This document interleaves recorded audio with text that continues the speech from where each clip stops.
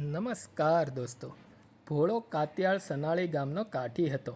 ઈશ્વરે એને ગઢપણમાં દુઃખના દિવસો દેખાડ્યા. ખાવા અન્ન રહ્યું નહીં. એક તલવારને બગલમાં દાબીને ભોળો કાતિયાળ દુનિયામાં ચાલી નીકળ્યો.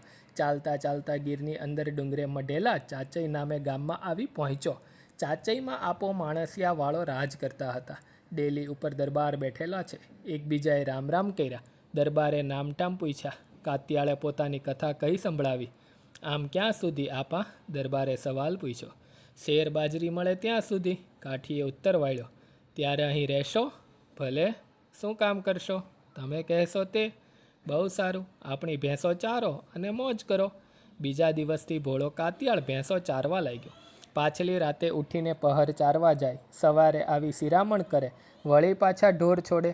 તે દી આથમ્ય સીમમાંથી વળે. બહુ બોલવું ચાલવું એને ગમતું નથી. માણસોમાં ઉઠવા બેસવાનો એને શોખ નથી. એક વખત મધરાતનો સમય છે. ધીરો વરસાદ વરસી રહ્યો છે. ભોળો કાતિયાળ સૂતેલો છે. એ વખતે ઘોડારની અંદર કંઈક સંચાર થયો. અંધારામાં કાતિયાળ ત્યાં જઈને છાનામાના ઊભા રહ્યા. કાન માંડીને સાંભળે ત્યાં તો બહારથી કોઈ ભીતમાં ખોદતું હોય એવું લાગ્યું. પોતાની તલવાર હાથમાં ઝાલીને કાતિયાળ ચૂપચાપ ત્યાં લપાઈ ઊભા. થોડી વારે ભીતમાં બાકોરો પડ્યો. બાકોરામાંથી એક આદમી અંદર આવ્યો. કાતિયાળની તલવારને એક જ ઝાટકે ચોર વોય કરીને પડ્યો. અંદર એ અવાજ થયો એટલે બહાર ઊભેલા બીજા 3 જુવાનો ભાગ્યા. કાતિયાળ તો ત્યાં ને ત્યાં જ ઊભા રહ્યા. થોડી વારે 3 જણ પાછા વળીને ઊભા. કાતિયાળે કરા કરી. કોઈ દર્દીના જેવો અવાજ કાઢીને બાકોરા પાસે બેસી બોલ્યા. અરર ભલા માણસ, ભાગી જાઓ છો ને? મને ઘોડીએ પાટું માર્યું તે કળ ચડી ગઈ.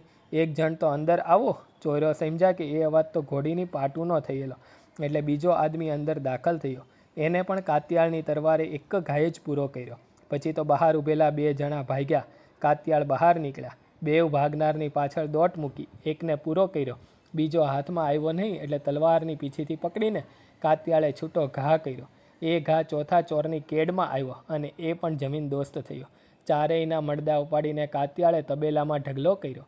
પેલી પીછીથી પકડેલી તલવાર છૂટતાની સાથે કાતિયાળના હાથના આંગળા પણ કાપતી ગયેલી. એ વાતનું એને પાછળથી ઓસાણ આવ્યું. પીડા થવા માંડી. હાથને પાટો બાંધીને કાતિયાળ તો પાછા સૂઈ ગયા અને ટાણું થયું ત્યારે પહર ચારવાન ચાલી નીકળ્યા. સવાર થયું. આપો માણસિયા તબેલામાં ઘોડીઓની ખબર કાઢવા આવ્યા. જુએ ત્યાં તો 4 માણસોના મડદા. આ પરાક્રમ કોણે કર્યું? એ પૂછપરછ ચાલી. એક કાઠી હસીને બોલ્યો, એ તો તમારે પ્રતાપે દરબાર, એમાં શું મોટું કામ કરી નાખ્યું છે? દરબાર સમજી ગયા કે આ ભાઈ ખોટું માન ખાટવા આવ્યો છે.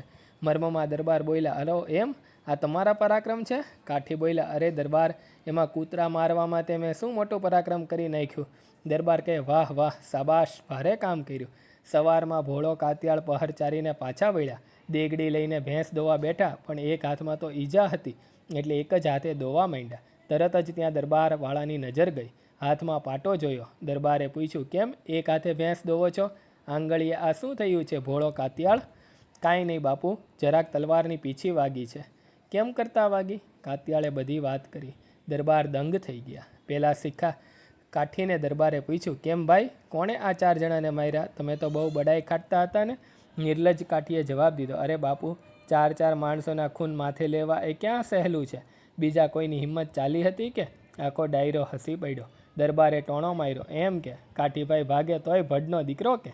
ભોળા કાતિયાળને દરબારે તલવાર બંધાવી અને પોતાની હજૂરમાં રાખ્યા.